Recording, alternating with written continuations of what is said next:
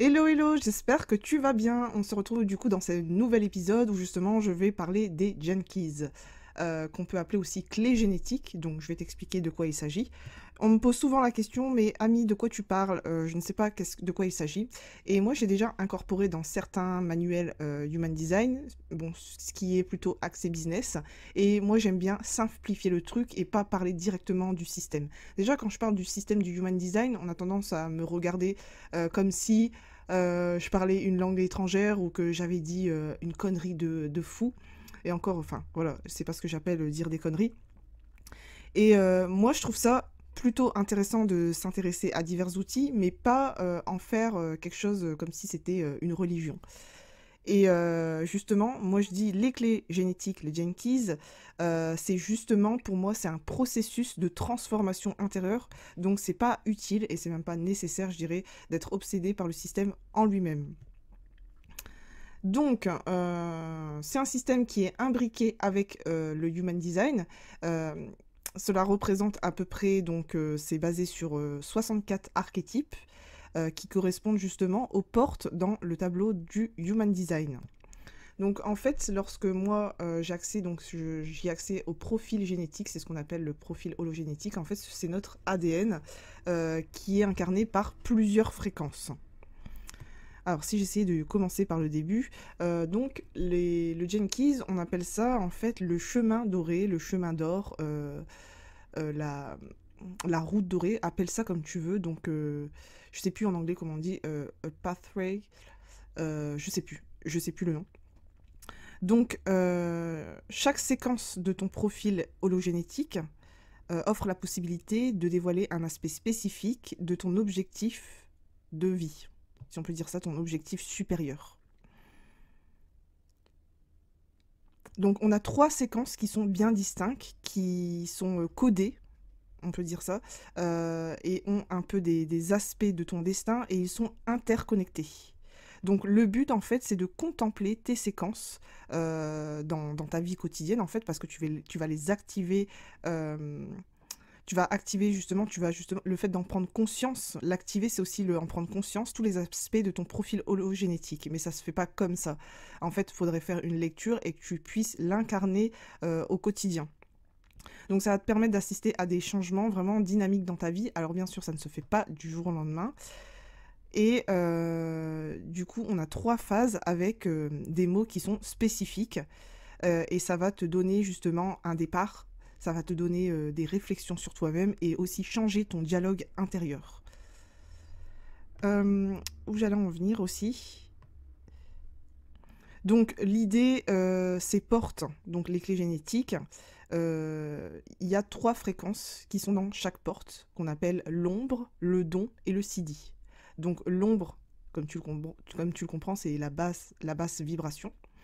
Et le sidi, c'est la haute vibration justement de cet archétype. Donc dans chaque clé génétique, on a des croyances limitantes, on a des schémas, on a des peurs. Et le but, c'est justement de t'aligner sur ta réelle destinée, ta destinée qui est la plus élevée. J'espère que jusqu'à maintenant, tu me suis, parce que je vais essayer d'être au plus simple. Et en fait, le fait que tu t'alignes sur ta destinée, sur ta haute fréquence, le travail que tu vas faire, donc tu vas débloquer tous les blocages, tes ombres, et du coup, ça peut favoriser ta guérison intérieure, et justement t'aligner dans un sentiment de plénitude. Ça paraît un peu spirituel et ça paraît même. Enfin, c'est pas que spirituel, mais ça peut paraître. C'est comme une secte, alors que pas du tout. C'est toi qui tu vas le prendre comme toi tu as envie. Si tu as envie d'entamer ce chemin doré, oui, tu peux l'entamer. Et t'es pas obligé de l'entamer. Et il faut pas non plus, comme je disais, essayer de déchiffrer le système. Si tu le comprends pas, tu comprends pas. Par contre, il y a des personnes qui sont faites pour. Donc, à partir de ce moment de plénitude, c'est comme ça justement tu vas pouvoir avancer naturellement vers la direction de tes rêves et manifester justement tes accomplissements et ton plein potentiel, si on peut le dire comme ça. Donc on a trois séquences, alors je peux pas le montrer parce que là du coup c'est un podcast, on a trois séquences qui va représenter ta zone de génie, tes relations et ta prospérité. Donc ces trois séquences, elles se lisent toutes les trois. Donc, quand je parlais de la zone de génie, ça va être vraiment la séquence d'activation. Là, c'est ce qui met en évidence tes 4 premiers dons génétiques. Ça va être vraiment ton thème premier à aller voir, parce que c'est ce que tu incarnes inconsciemment, bien sûr. Et cette séquence d'activation, c'est la séquence, ouais, comme je l'ai dit, séquence principale de ton profil hologénétique. C'est ce qui va être catalyseur pour ta transformation intérieure. Tu as 4 cadeaux, c'est vraiment ouais, ta zone de génie. Ensuite, on a la séquence Vénus, qui est en relation, enfin, qui fait partie justement des relations. C'est ouvrir son cœur à travers ses relations. Donc, c'est s'ouvrir à l'émotion et être courageux par rapport à ses relations. Il y a des choses qu'on a du mal à dire, on évite certaines conversations difficiles. Et c'est là que tu peux entamer un voyage justement intérieur. Donc